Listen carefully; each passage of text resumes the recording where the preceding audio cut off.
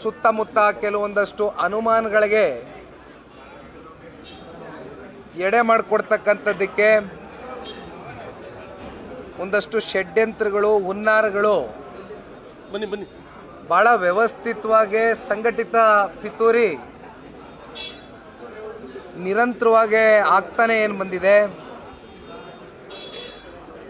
ಇವೆಲ್ಲದರ ವಿರುದ್ಧವಾಗಿ ಇವತ್ತು ಇಲ್ಲಿ ರಾಜಕಾರಣವನ್ನು ಬೆರೆಸ್ತಕ್ಕಂಥ ಪ್ರಶ್ನೆ ಇಲ್ಲ. ನಾವು ರಾಜಕಾರಣ ಮಾಡಲಿಕ್ಕೋಸ್ಕರ ಇವತ್ತು ಇಲ್ಲಿ ಬಂದಿಲ್ಲ. ಪಕ್ಷಾತೀತವಾಗಿ ಇವತ್ತು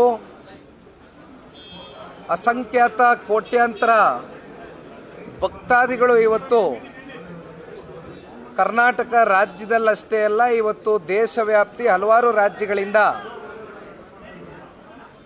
ಆರಾಧ್ಯ ದೇವ ನೂತನವಾಗಿ ಪ್ರಾರಂಭವಾಗಿರುವ ಶ್ರೀವೇಣು ಟಿವಿಎಸ್ ಶೋರೂಮ್ನಲ್ಲಿ ಟಿವಿಎಸ್ ಕಂಪನಿಯ ಎಲ್ಲಾ ರೀತಿಯ ಪೆಟ್ರೋಲ್ ಮತ್ತು ವಿದ್ಯುತ್ ಚಾಲಿತ ಬೈಕ್ಗಳಿಗಾಗಿ ಎಂದೇ ಭೇಟಿ ನೀಡಿ.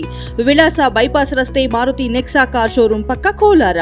ಹೆಚ್ಚಿನ ಮಾಹಿತಿಗಾಗಿ ಸಂಪರ್ಕಿಸಿ 9986833899 ಅಥವಾ 9986933299. ನಾಥ ಸ್ವಾಮಿಯನ್ನ ಪ್ರಾರ್ಥನೆ ಮಾಡ್ತಕ್ಕಂಥದ್ದಕ್ಕೆ ಎಲ್ಲ ಕಡೆಯಿಂದನೂ ಬರ್ತಕ್ಕಂಥದ್ದನ್ನ ನಾವೇನು ಕಾಣ್ತೇವೆ. ಜೊತೆಯಲ್ಲಿ ನಾನು ಕೂಡ ವೈಯಕ್ತಿಕವಾಗಿ ಬಾಲ್ಯದಿಂದನೂ ಮಂಜುನಾಥ ಸ್ವಾಮಿಯ ಪರಮ ಭಕ್ತ. ಪ್ರತಿ ವರ್ಷ ಚಾಚು ತಪ್ಪದಿರ ಧರ್ಮಸ್ಥಳಕ್ಕೆ ಬಂದು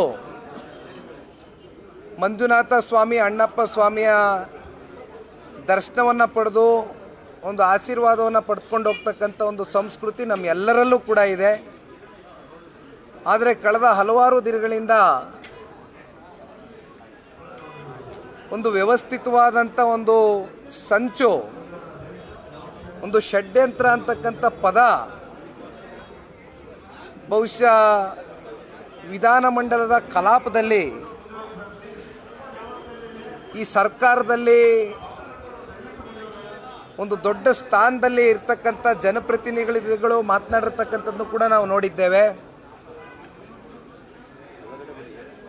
ಬಹುಶಃ ಭಾಳಷ್ಟು ಚರ್ಚೆಗಳು ಇದ್ರ ಬಗ್ಗೆ ಒಂದು ರೀತಿ ಅನುಮಾನಗಳು ವ್ಯಕ್ತ ಆಗ್ತಾ ಇರ್ತಕ್ಕಂಥದ್ದು, ಶಂಕೆಗಳು ಇವೆಲ್ಲವೂ ಕೂಡ ನಮ್ಮ ಕಣ್ಮುಂದೆ ಏನು ವ್ಯಕ್ತ ಆಗಿದೆ.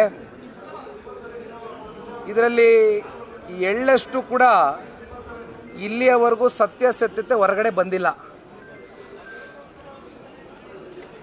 ಆದರೆ ಈ ಹಿಂದೆ ಯಾವ ಒಂದು ಸಮಾಜಘಾತಕ ಶಕ್ತಿಗಳು ಕೆಲಸ ಮಾಡ್ತಾ ಇದೆ, ಒಂದು ಹುನ್ನಾರವನ್ನು, ಒಂದು ಪಿತೂರಿಯನ್ನು ಮಾಡಿ ಆ ಸಮಾಜಘಾತಕ ಶಕ್ತಿಗಳು ಇವತ್ತು ಸಮಾಜದ ಮುಂದೆ ಇವತ್ತು ತನಿಖೆಯ ಮೂಲಕ ಅವ್ರನ್ನ ಹೊರಗೆ ತಗೊಂಡು ಬರ್ತಕ್ಕಂಥ ಒಂದು ಕೆಲಸವನ್ನು ಮಾಡಬೇಕಾಗಿದೆ. ಇವತ್ತು ನಮ್ಮೆಲ್ಲರ ಮೇಲೆ ಒಂದು ಜವಾಬ್ದಾರಿ ಇದೆ. ನಮ್ಮ ಧರ್ಮವನ್ನು ನಾವು ರಕ್ಷಣೆ ಮಾಡ್ತಕ್ಕಂಥ ಒಂದು ಜವಾಬ್ದಾರಿ ಪ್ರತಿಯೊಬ್ಬ ನಾಗರಿಕನ ಮೇಲೂ ಇದೆ ಅಂತಕ್ಕಂಥದ್ದನ್ನ ಈ ಸಂದರ್ಭದಲ್ಲಿ ನಾವೆಲ್ಲರೂ ಭಾವಿಸಿದ್ದೇವೆ. ನಾನು ಈಗ ತಾನೇ ನಿಮಗೆ ಪ್ರಾರಂಭಿಕ ಹಂತದಲ್ಲಿ ಮಾತನಾಡಬೇಕಾದ್ರೆ ಹೇಳಿದ್ದೇನೆ, ಇದು ಯಾವುದೇ ಈ ವಿಚಾರದಲ್ಲಿ ಮಂಜುನಾಥ ಸ್ವಾಮಿ, ಅಣ್ಣಪ್ಪ ಸ್ವಾಮಿಯ ವಿಚಾರದಲ್ಲಿ ನಾವು ಇಲ್ಲಿ ರಾಜಕಾರಣವನ್ನು ಬೆರೆಸ್ತಕ್ಕಂಥದ್ದಕ್ಕೆ, ರಾಜಕಾರಣವನ್ನು ಮಾಡ್ತಕ್ಕಂಥದ್ದಕ್ಕೆ ಅಥವಾ ಯಾರ್ದೋ ವಿರುದ್ಧವಾಗಿ ಇಲ್ಲಿ ನಾವು ಇವತ್ತು ಈ ಒಂದು ಯಾತ್ರೆಯನ್ನು ಕೈಗೆತ್ಕೊಂಡಿರ್ತಕ್ಕಂಥದ್ದಲ್ಲ.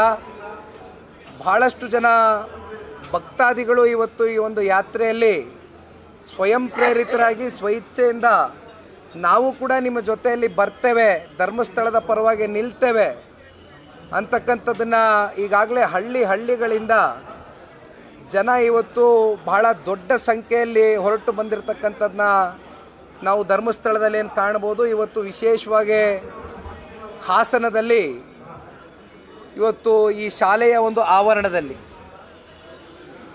ತಿಂಡಿಯ ಒಂದು ವ್ಯವಸ್ಥೆಯನ್ನು ಹಾಸನ ಜಿಲ್ಲೆಯ ಗೌರವಾನ್ವಿತ ಎಲ್ಲ ನಮ್ಮ ನಾಯಕರುಗಳು